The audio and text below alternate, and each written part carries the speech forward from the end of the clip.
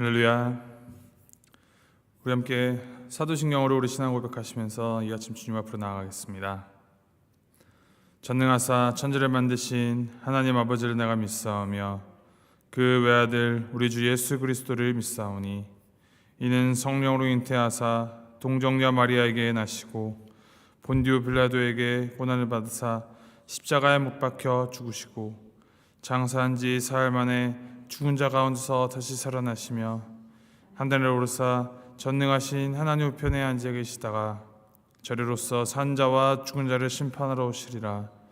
성령을 믿사오며 거룩한 공회와 성도가 서로 교통하는 것과 죄를 사하여 주는 것과 몸이 다시 산 것과 영원히 사는 것을 믿사옵나이다. 아멘.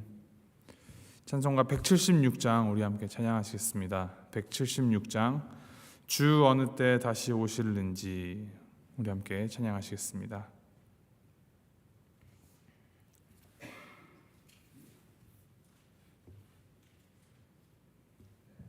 (176장입니다)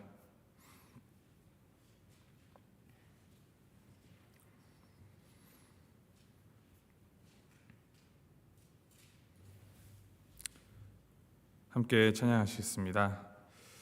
주 어느 때 다시 오실는지 아는 이가 없으니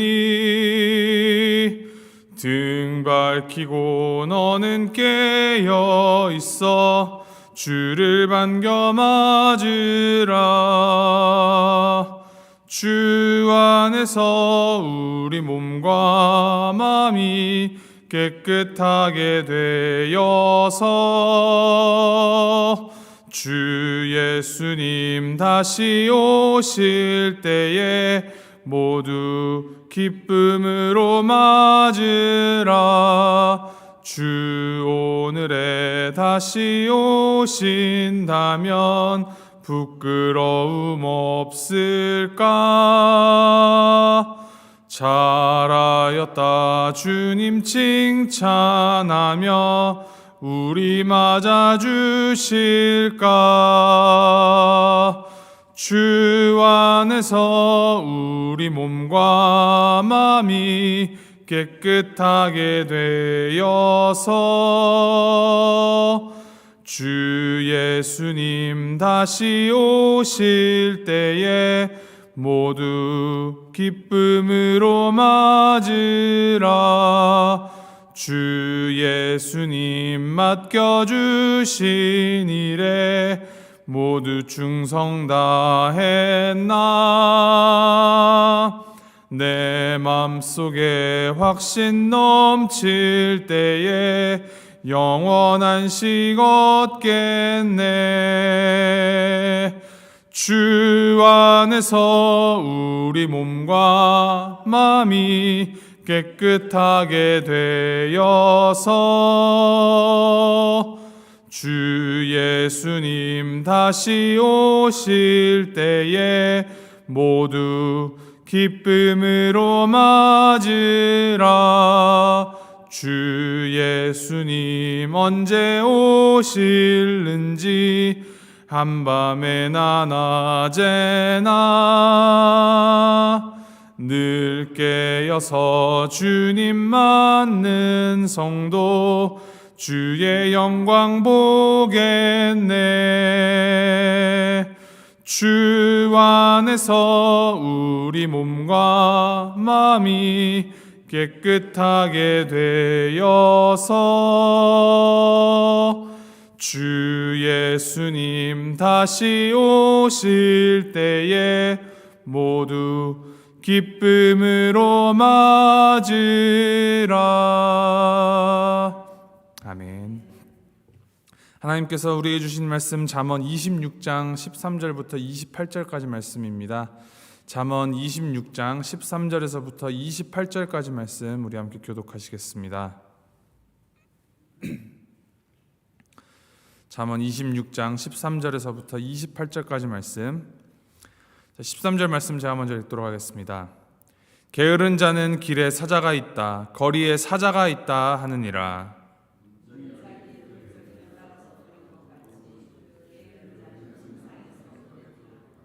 게으른 자는 그 손을 그릇에 넣고도 입으로 올리기를 괴로워하느니라.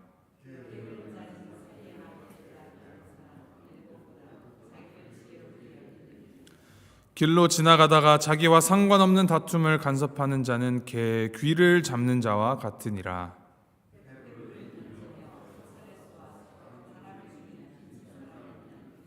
자기의 이웃을 속이고 말하기를 내가 희롱하였노라 하는 자도 그러하니라.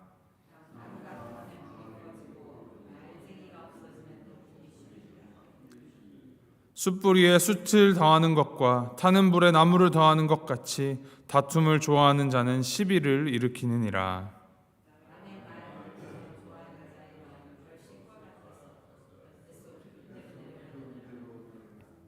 온유한 입술에 악한 마음은 낮은 은을 입힌 톡이니라.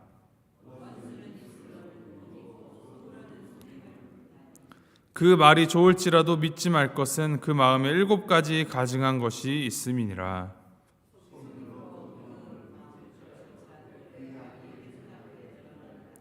함정을 파는 자는 그것에 빠질 것이요 돌을 굴리는 자는 도리어 그것에 치이리라.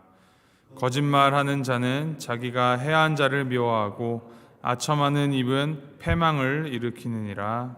아멘. 이 잠언 26장 말씀은 미련한 자, 게으른 자, 그리고 말을 함부로 하는 자에 대하여서 다루고 있습니다.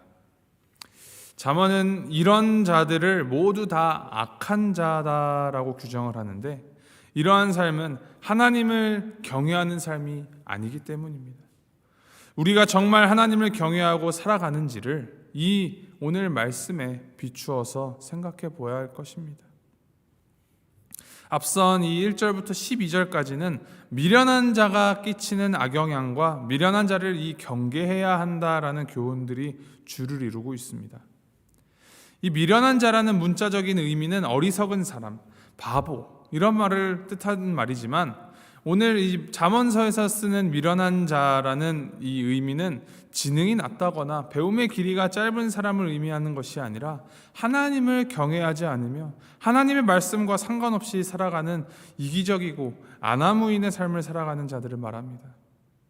하나님을 알지 못하는 자, 알려고 하지 않는 자, 또는 하나님을 부정하는 자, 이 모든 것들 다 미련한 인생이며 악한 인생임을 말씀은 분명하게 우리에게 말씀하여 줍니다. 오늘 본문 말씀 13절에서부터 16절에는 이 게으른 자에 대한 경계의 말씀을 주고 있습니다.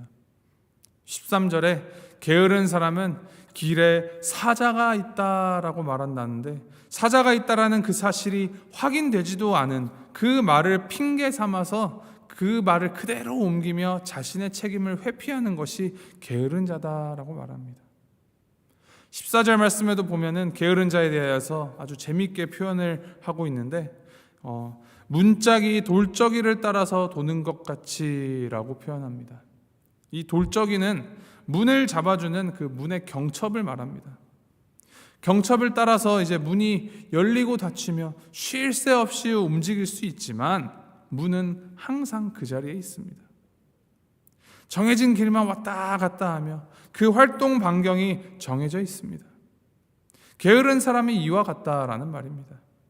매일 움직이고 무엇인가를 하고 있다고 생각은 하지만 실상 들여다보면 사실 침대만 맴돌 뿐이다라는 말입니다. 15절에도 밥상을 갖다 줘도 밥을 뜬 숟가락을 들어 올리기가 귀찮아서 먹지 않는다 합니다. 어렸을 적에 들었던 전래 동화 중에 이제 너무나 게을러서 모든 것을 자기 손으로 하지 않는, 심지어 밥도 부인이 떠먹여 주어야 하는 한 남편이 있었는데, 그 부인이 며칠간 친정에 가야 할 일이 있어서 고민하다가 이 떡으로 목걸이를 만들어 주었다 합니다.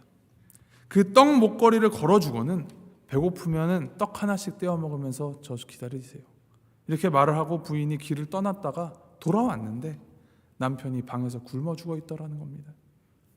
떡 목걸이에는 떡 하나도 줄어들지도 않은 채로. 게으름이란 이렇게 자신에게 당연히 필요한 것, 마땅히 해야 할 일을 하지 않는 것이 게으름입니다. 마땅히 해야 할 것을 왜 하지 않느냐라고 하면은 온갖 핑계와 변명이 따라 붙습니다. 그런데 이 게으름의 가장 큰 문제가 무엇인지 아십니까? 16절 말씀에 이렇게 기록합니다. 게으른 자는 사리에 맞게 대답하는 사람 7보다 자기를 지혜롭게 여기느니라. 사리에 맞게 대답하는 사람 7명보다도 자기를 지혜롭게 여긴다 합니다.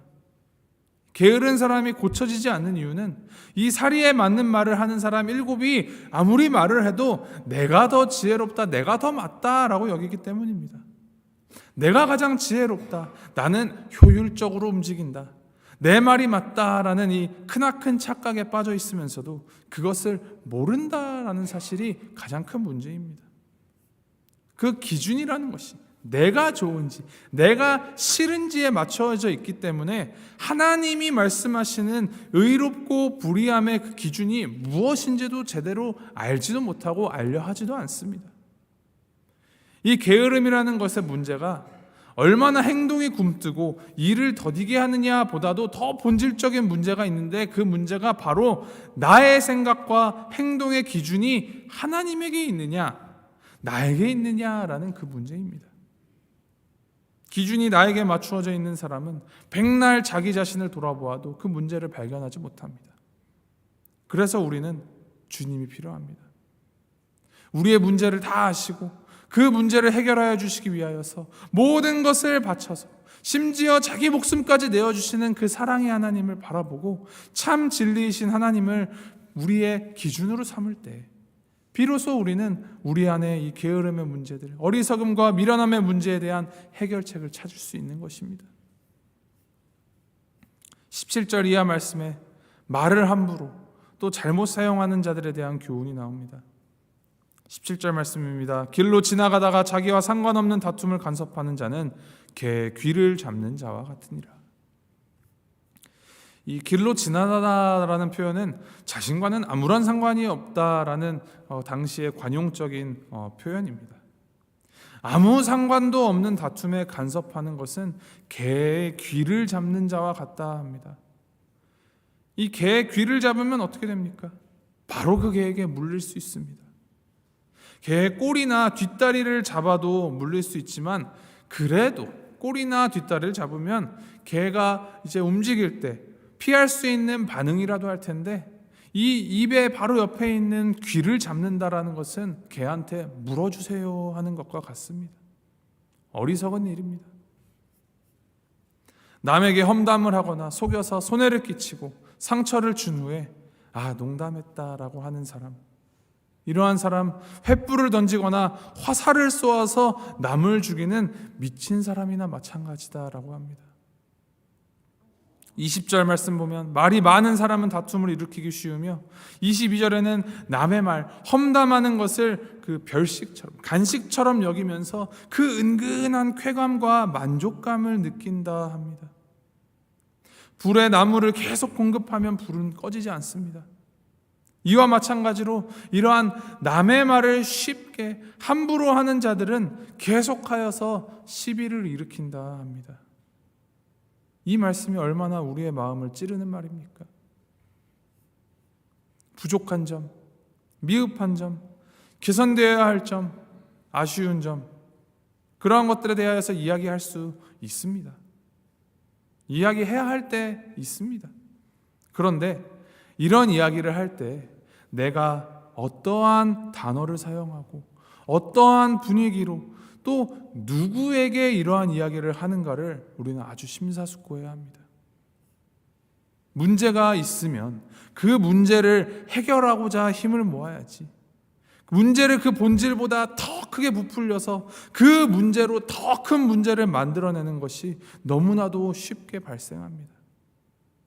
당사자가 아닌 다른 사람들에게 당사자 모르게 뒤에서 이야기하고 작은 문제점 싸잡아서 전체가 다 문제라고 확대 해석하거나 일반화시키면서 불편함을 키우는 경우 너무나 많습니다.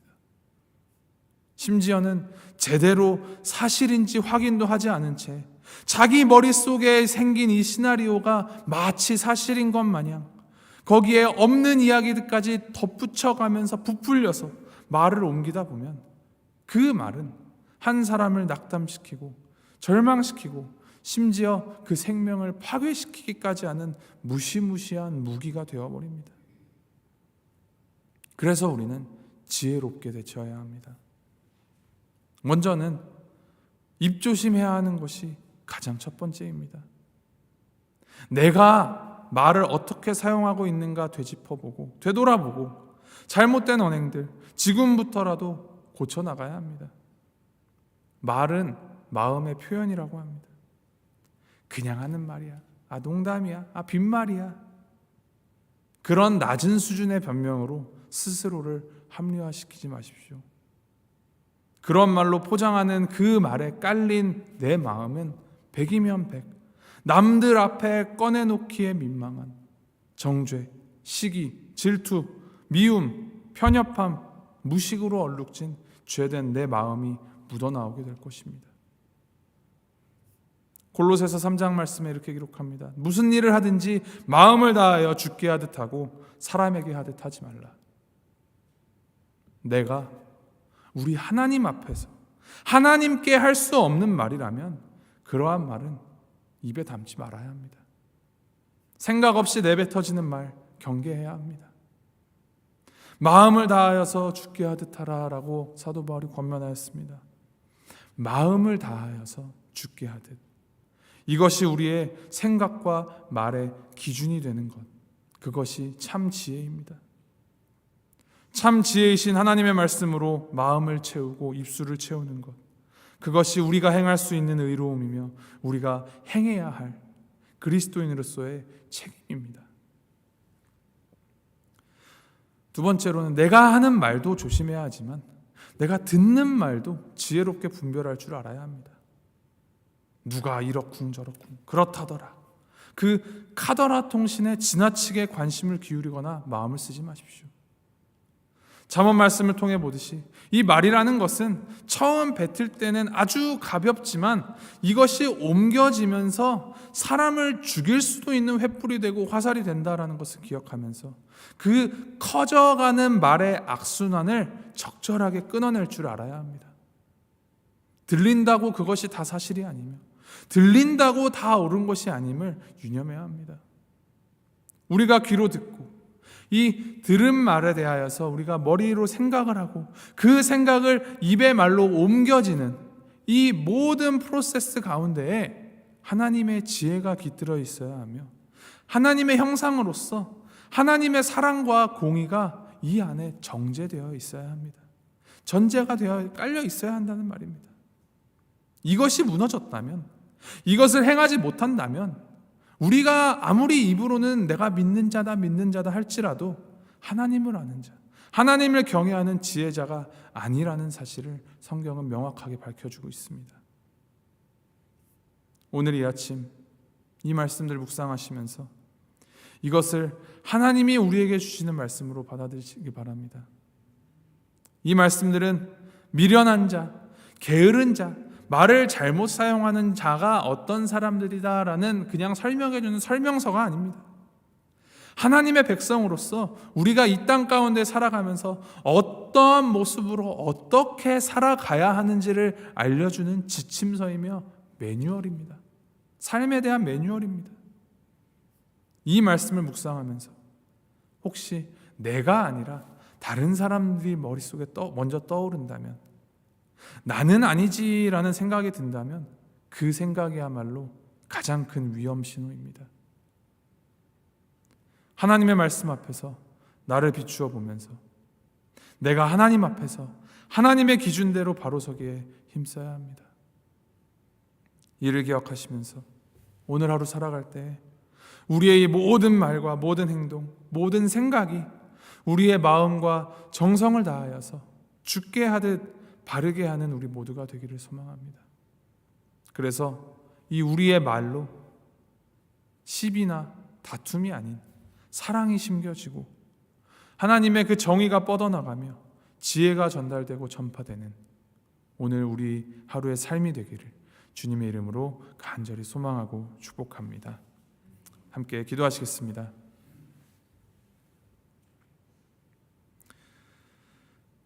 하나님 아버지, 하나님을 예배하고 하나님을 경외하는 자로서 오늘 우리의 삶이 어떠한지 말씀을 통하여서 점검하고 살피게 하시니 주님 감사합니다. 나 스스로 내가 괜찮은 사람이라, 경건한 사람이다 착각하지 않게 하시고 겸손하게 자신의 그 연약함을 인정하고 주님의 은혜를 구하는 하루가 되게 하여 주시옵소서. 육신만을 위해서 일하는 게으른 인생으로 삶을 허비하지 않게 하시고 더욱 하나님을 신뢰하며 이 하나님의 사랑을 전하는 말과 행동을 행하는 우리가 되도록 주여 인도하여 주시옵소서. 하나님의 형상으로 만들어지고 또 우리 각자의 자리로 부르신 우리 주님의 그 부르심 따라서 주님의 그 지혜와 사랑을 보내어 주신 그 자리에 심어가고 전파하는 주님의 진실한 자녀로 하나님의 백성으로 오늘 하루를 살아가도록 주여 함께하여 주시옵소서. 감사드리며 이 모든 말씀 우리 주 예수 그리스도의 이름으로 기도합니다. 아멘. 하늘에 계신 우리 아버지여, 이름이 거룩히 여김을 받으시오며 나라의 마옵시며 뜻이 하늘에서 이룬 것 같이 땅에서도 이루어지이다. 오늘날 우리에게 일용할 양식을 주옵시고 우리가 우리에게 죄 지은 자를 사하여 준 것 같이 우리의 죄를 사하여 주옵시고 우리를 시험에 들게 하지 마옵시고 다만 악에서 구하옵소서. 대개 나라와 권세와 영광이 아버지께 영원히 있사옵나이다. 아멘.